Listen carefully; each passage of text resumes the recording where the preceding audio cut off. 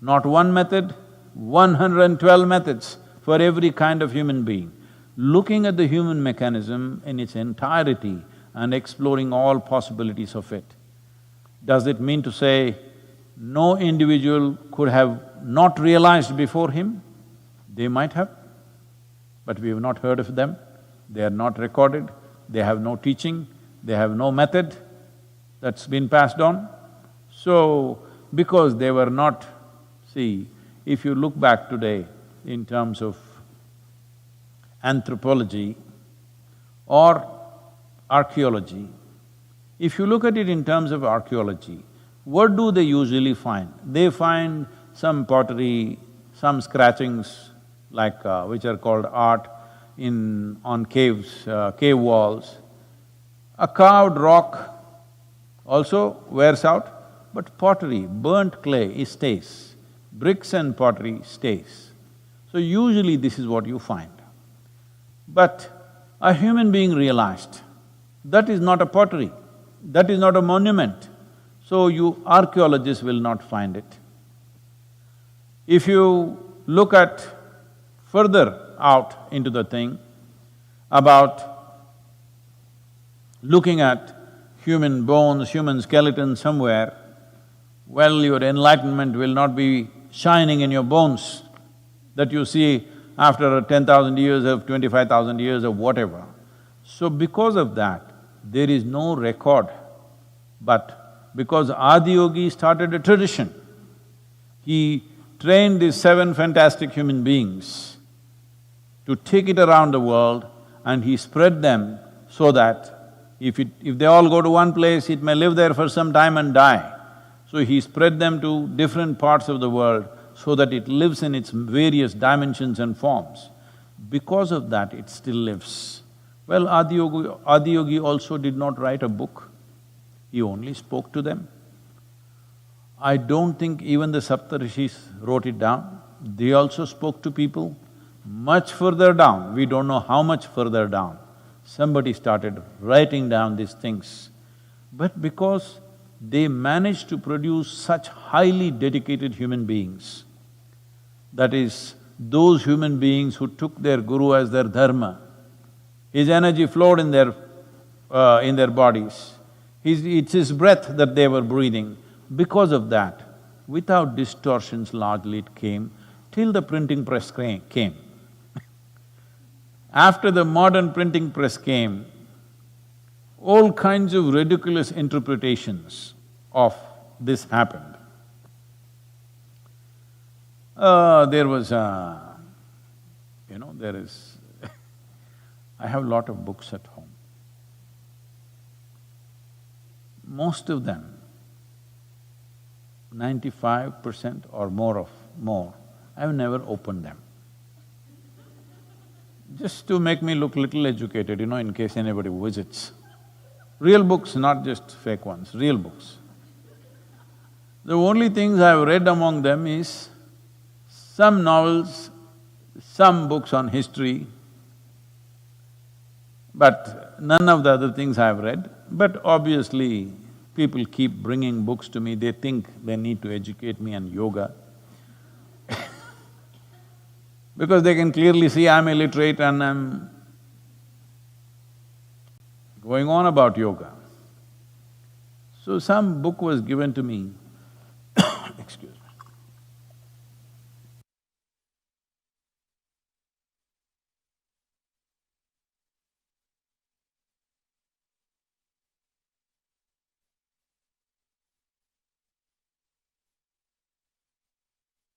On art paper with lots of diagrams, but it's printed on art paper with lots of diagrams, pictures and everything. So yesterday, for some reason, I was near the bookshelf and I saw Yoga Sutras. This problem came because, our new book is titled as Karma Sutras.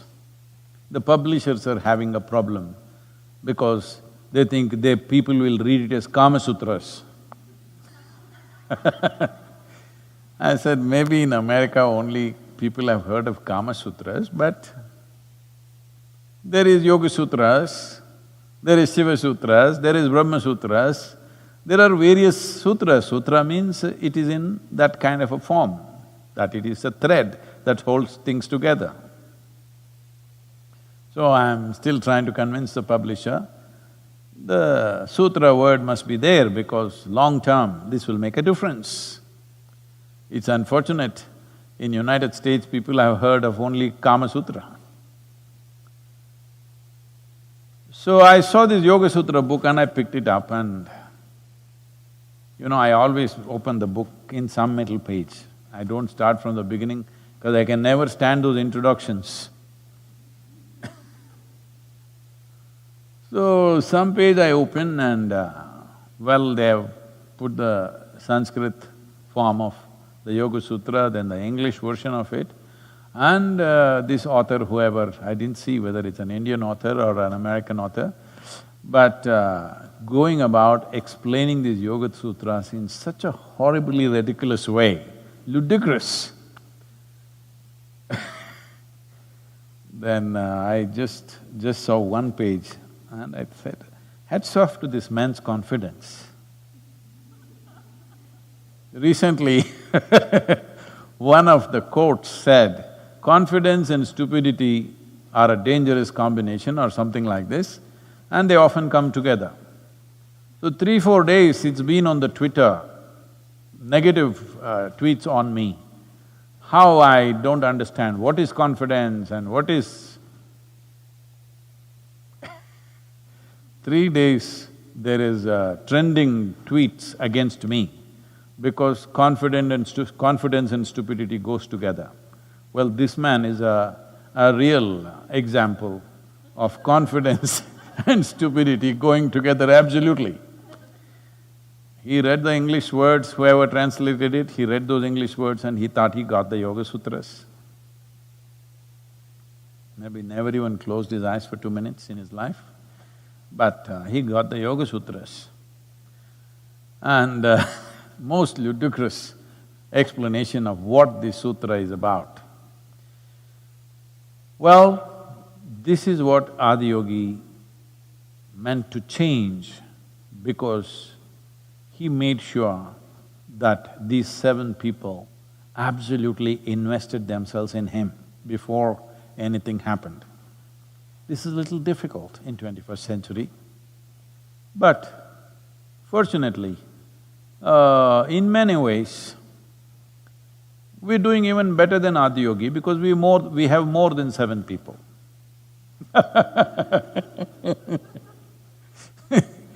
More than 7 people, and I don't know the exact number, I think it was 11 or 21. When Gautama was to attain his Mahaparinirvana, after he was poisoned, he knew he won't make it.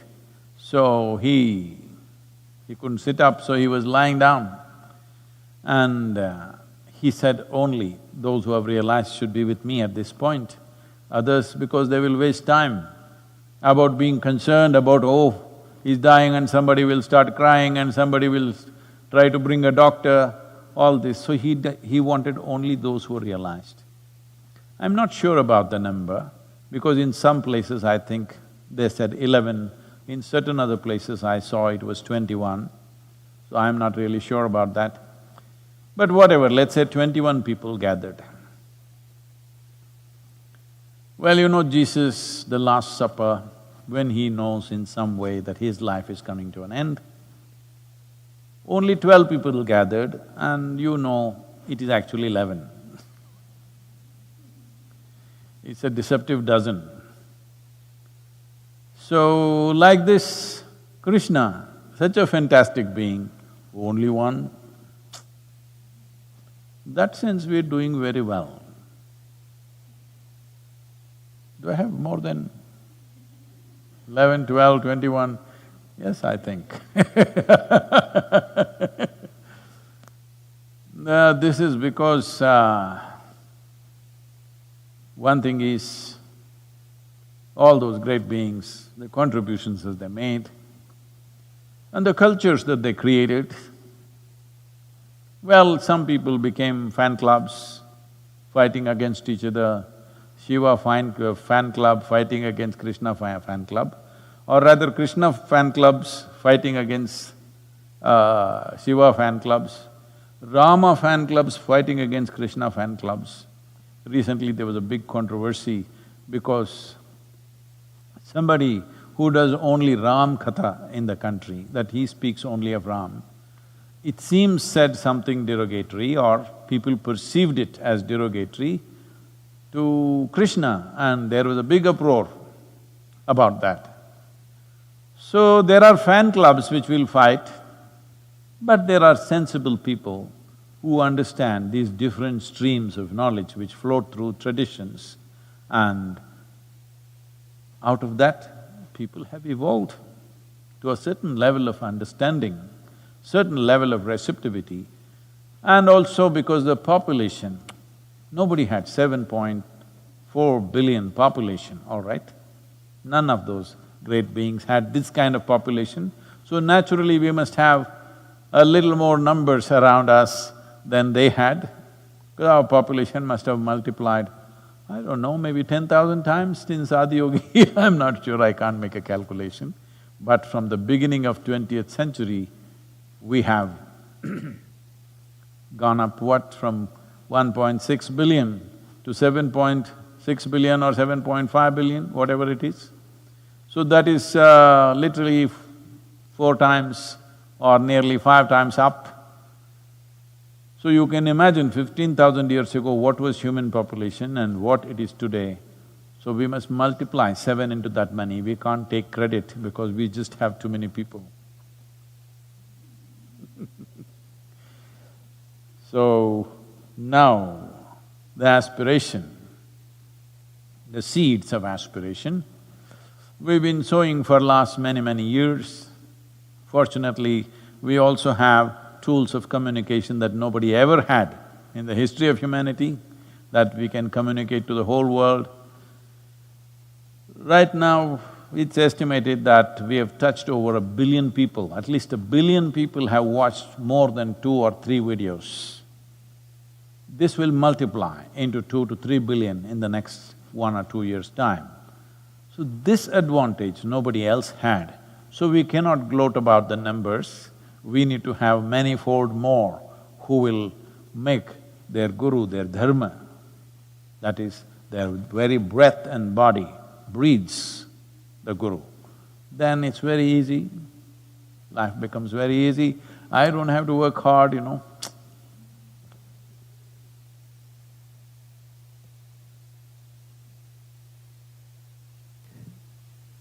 Namaskaram, See, SadhGuru. the Indian people are slow, they're getting it slow. Almost 30 seconds after I say anything, then their face brightens up. Why are you guys so slow? See, they still didn't get it. Ah, they got it. So Namaskaram, SadhGuru. I just came back home after spending 3 months of lockdown in the ashram, and I am forever grateful to you and everyone there who give themselves so totally. I'm back home and I feel I owe it to my guru and to the people there to help. On this Guru Purnima, I would like to ask SadhGuru, what can I do for my guru? Is this Adiyogi asking the question? Is it Adiyogi asking the question? What can you do for your guru?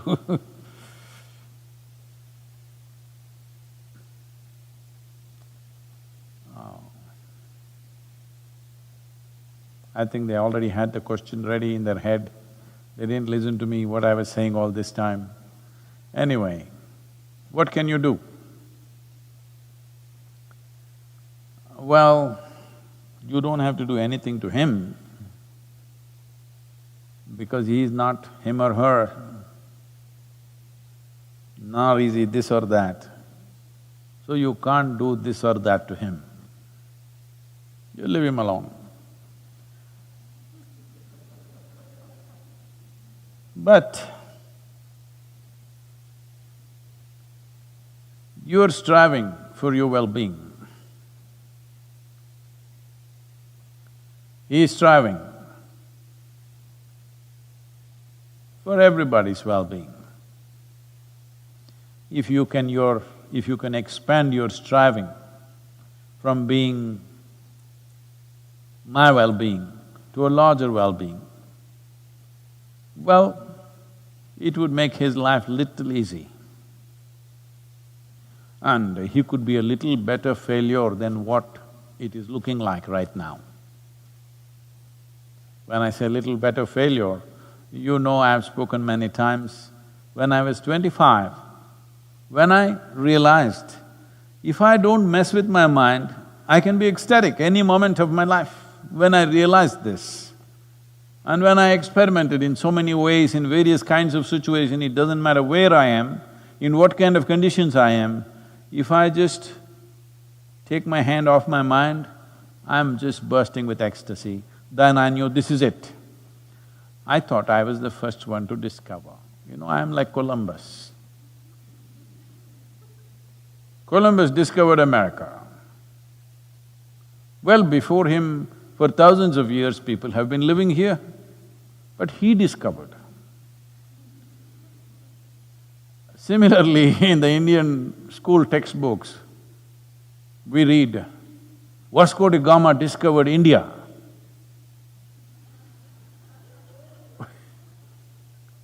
This Portuguese guy came and discovered India. No, it was there before that. We've been there for thousands of years before that as a well-organized culture, but he discovered us. Just like that, I discovered that if I don't mess with my mind, I'm ecstatic. Because right from my very early age, I must tell you, somewhere deep inside I've been so arrogant that I never read anything. I thought, or I didn't even think, because life engaged me. From a very early age, plants, animals, tadpoles, frogs, fishes, insects engage me so deeply, and of course, say, cobras, they engage me so deeply that I never thought it's necessary to open a book and read it. So definitely I did not read the Yoga Sutras. Though I was practicing yoga, intensely practicing yoga, but never bothered to read Yoga Sutras. I remember when I went to Malladihilli Swami's ashram for my first stint of yoga,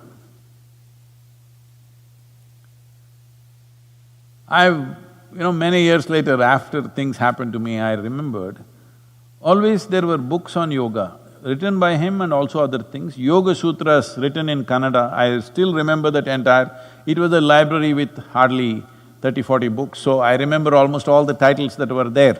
But I never bothered to pull out one damn thing and read it. Because life kept me engaged. What was happening within me, what was happening around me, kept me fully engaged. I never thought I had to open and read something.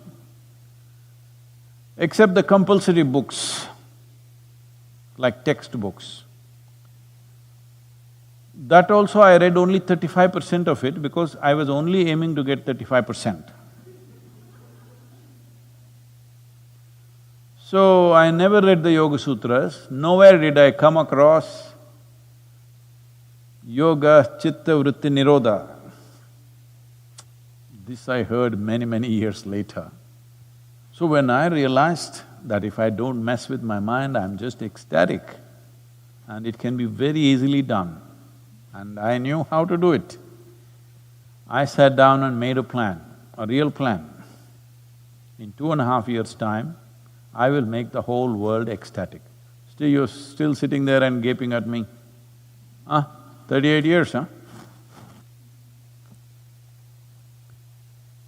Well, here and there we see tears of ecstasy, but not the whole world, it's not happened. So we're still striving. And people are so invested in their miseries.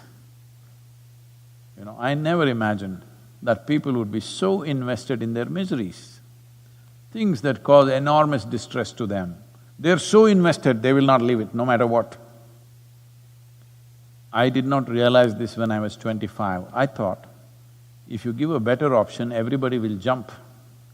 But no, they won't leave the familiar because they are so horribly invested in their insecurities and miseries. So, having said that, but as I said, we are not doing very badly. We are definitely going to fail in my lifetime. I don't feel that way, but you can see, it's in the evening. This is not the morning of my life, towards the evening. Not at sunset, there is still a lot more. Before sunset there are a lot of colors, all right? It's the grandest time for the sun in terms of scenery.